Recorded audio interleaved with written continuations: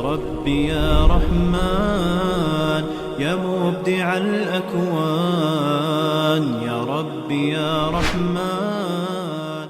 The story of Ibrahim alayhi salam begins in ancient Babylon, where the people were pagans and they worshipped idols and celestial bodies. Even as a young child, Ibrahim alayhi salam knew deep down in his heart that these were false gods and that there was only one true God. And so he spent his days pleading with the people, imploring them to abandon their gods and to turn towards Allah.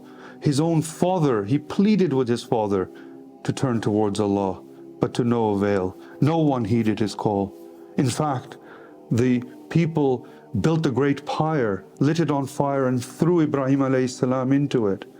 But Ibrahim alayhi salam was not concerned. Such was his tawakkul, such was his faith. He knew Allah would save him. He knew Allah would do as he wished. And Allah saved him from the fire.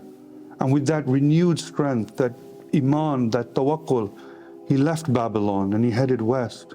He traveled for years preaching, calling people towards Allah, often without any success. He grew to an old man. He was in his 80s. He still hadn't had a child. He prayed each day to Allah to grant him a son, for no other reason but to carry on his legacy, to preach to the people, to invite them to Islam, to invite them to Allah. Eventually, at what is said to be the ripe old age of 86, Allah granted him a son, Ismail alayhi salam.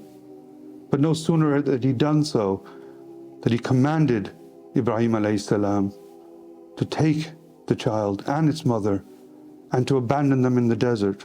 And without hesitation, Ibrahim alayhi salam complied, because he knew, his tawakkul was such, he knew that Allah would take care of them.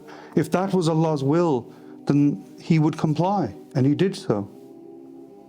Years later, he went back. He found Ismail alayhi salam. And again, no sooner than he had done so, that Allah commanded him to slaughter his own son. Just imagine that, slaughtering your own son. But again, Ibrahim alayhi salam's tawakkul was such that he knew that Allah would suffice, and whatever Allah wished would happen. Allah sent down a ram in place of Ismail alayhi salam, just as Ibrahim alayhi salam was about to slaughter his son. And Allah was so pleased with Ibrahim alayhi salam. He commanded Ibrahim alayhi salam and Ismail alayhi salam to build the Kaaba, to build his house. He rewarded him with another son, Ishaq alayhi salam. And through his progeny came many a great prophet of Bani Israel. And through Ismail alayhi salam came the Prophet sallallahu alayhi wasallam. Not only was Ibrahim alayhi salam rewarded by being the patriarch of the Muslims, the Jews, and the Christians, but he will forever be known as Khalilullah, the friend of Allah. Assalamu alaikum wa rahmatullahi wa barakatuh. The blessed 10 days of Hijjah are around the corner.